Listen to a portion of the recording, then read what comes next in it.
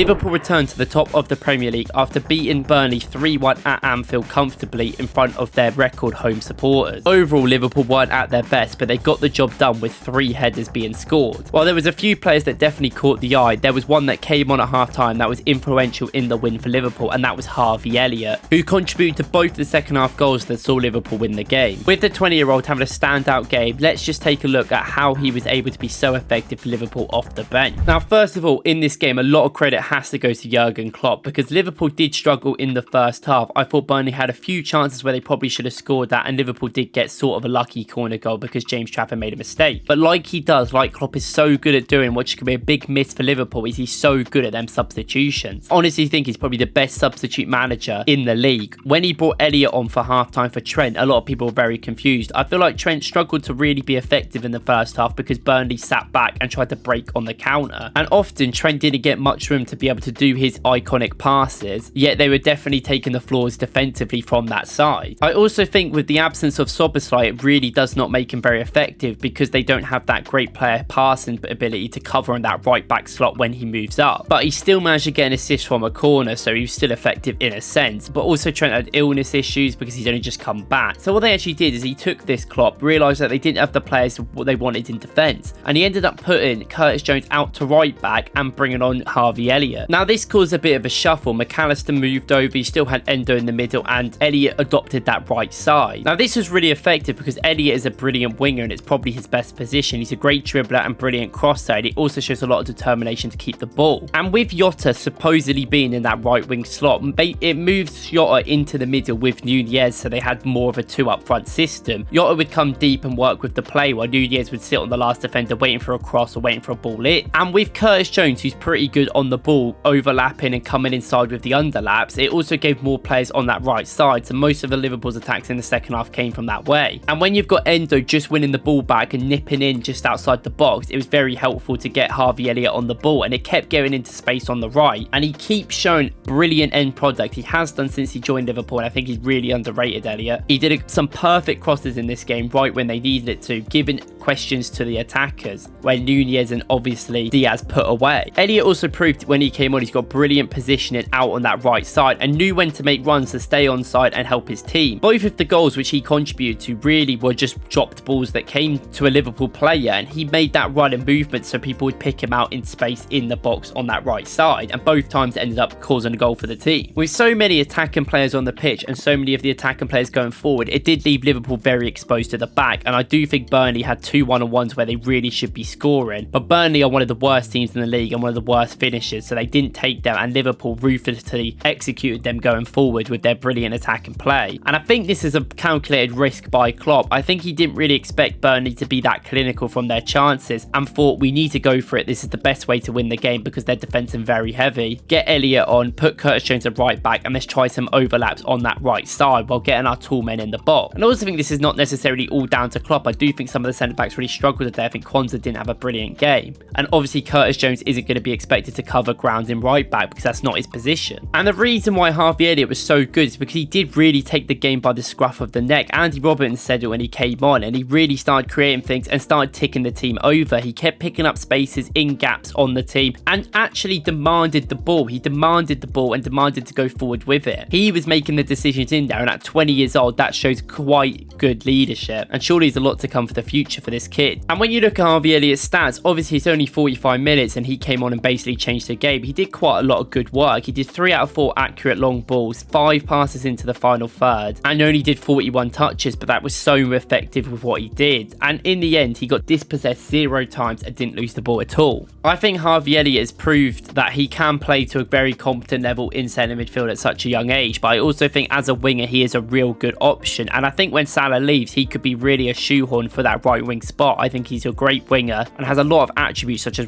determination, sprinting, dribbling and crossing ability that you would love as a winger. And I think if Liverpool are to get the brilliant manager Xabi Alonso, I think he would really benefit under that because he can help his pressing system. Xabi Alonso needs high attacking pressing players, and Harvey Elliott has proven that he can do that to a great level. And a little bit more tactical discipline and he'll be an amazing player because he's a brilliant work rate and determination. I also think it's clear that Liverpool with Endo are a much better team, even though they haven't got a lot of their first team players in this game. I think with Endo it just makes them a lot more cleaner, and he always just picks the ball up, tackle it, just as the other team are trying to break just inside the box. He's very much a lot of intensity, and he's always standing in the right position. When you watch him, it's so subtle. I mean, even with one of the goals, he just put a little foot out and put it out wide, but it's very effective, and I think it really helps Liverpool's pressing system at the moment. I do think Endo and McAllister don't work particularly well together, and I think McAllister needs to be more defensive than pushing forward, because I think he struggled today for really having much input in the game. But when Szoboszlai comes back, you would hope that these problems wouldn't really be there for Liverpool. And overall, I think a lot of their players were out and they struggled in different ways, but